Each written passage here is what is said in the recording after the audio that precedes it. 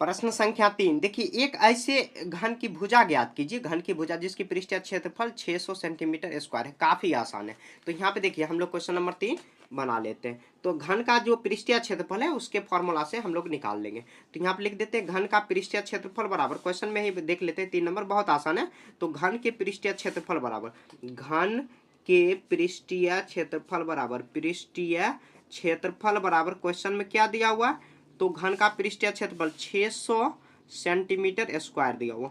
ऐसे फॉर्मूला क्या होता है, तो हम लोग देखिए जो भी फॉर्मूला होता है 6al स्क्वायर आप लिख सकते हो, 6 या a स्क्वायर लिख सकते हो, 6a स्क्वायर। अब a क्या है, तो a ही भुजा है, ठीक है। तो a लिख सकते हो, l लिख सकते हो, बात बराबर है दोनों जगह पर। तो 600 सेंटीमीटर स्क्वायर के जगह पर हम लोग मतलब क्या रखेंगे। यहाँ पर देखिए अब क्या करेंगे, ये जो a स्क्वायर है ये गुना में है तो भाग में आ जाएगा, यहाँ पर होगा 6 से। तो यहाँ पे देखिए ये 6 कट जाएगा तो कितना बार में, 100 बार में कटेगा। तो ए स्क्वायर बराबर कितना हुआ, 100 सेंटीमीटर स्क्वायर। हम लोग देखिए ए स्क्वायर, ए क्या है, तो ए भुजा ही है। ए निकालने के लिए क्या करेंगे, ये जो यहाँ पर स्क्वायर है बराबर की साइड लाएंगे तो ये इस पर रूट चढ़ जाएगा। अब हम लोग रूट अंडर 100 का वैल्यू जानते हैं, कितना होता है, 10 होता है। तो ये 10 सेंटीमीटर स्क्वायर है तो 2 बार हटेगा तो 1 बार बाहर आ जाएगा। जैसे देखिए अगर 10 सेंटीमीटर गुना 10 सेंटीमीटर है तो कितना हो जाएगा, तो किसके वर्ग के बराबर हो जाएगा, तो 1 बाहर निकालेंगे तो कितना, 10 सेंटीमीटर होगा। तो लिख देंगे अतः घन की भुजा बराबर, अतः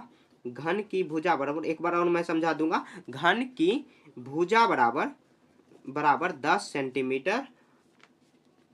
आंसर समझ गए। ऐसे देखिए क्वेश्चन में दिया हुआ घन का पृष्ठीय क्षेत्रफल दिया हुआ, तो 600 मीटर स्क्वायर दिया हुआ, मीटर दिया हुआ या सेंटीमीटर दिया हुआ, तो यहाँ पर सेंटीमीटर दिया हुआ, यहाँ पर सेंटीमीटर, सॉरी सेंटीमीटर में ही दिया हुआ।